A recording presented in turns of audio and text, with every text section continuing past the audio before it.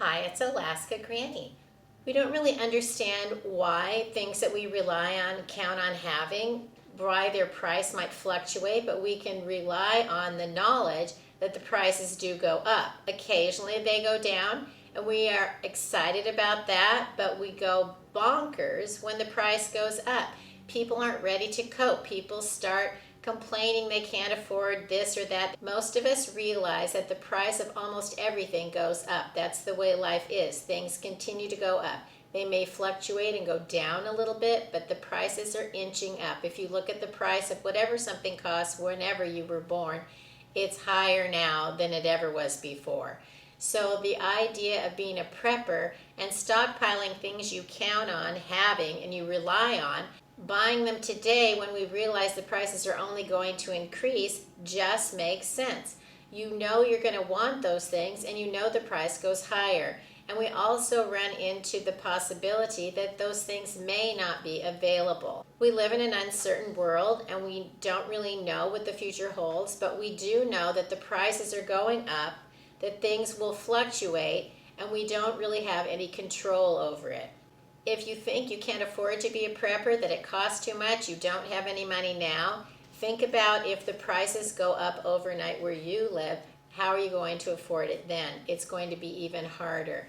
If you think you can't be a prepper, you can't afford it, you don't have enough money, consider what happens when you go to the store and the prices go up. Things cost more or they're not available. Prepping is a hedge against the inflation, the economic uncertainties, and the possible shortages of things that we rely on having. That's one of the reasons that I always suggest that people stockpile food and water, toiletries, all the things you count on having on a day-to-day basis, because we don't know how much they're going to cost tomorrow. We don't know if they're going to be available. We don't even know if we'll be able to afford the gas to get to the store to get them. It only makes sense to have the things you need on hand so that you don't rely on outside sources to provide for you. You provide for yourself. One of the strategies that I also recommend is always keeping your car at least half full of gas. When your gas tank starts to get down to half, that's when you need to fill up. Suppose you waited until it was completely empty and then you went to the gas station and it indeed had gone up 20 cents overnight. It's going to cost you twice as much extra to fill it up because you needed to buy 20 gallons instead of 10. It's also important that you set aside cash. Build up an emergency fund, have some cash on hand, have small bills. You can do it a little at a time, because if you think times are hard today, what are you going to do if tomorrow everything costs 10 cents more per item, 20 cents more per gallon, 30 cents more for a can of food, 40 cents more for a loaf of bread?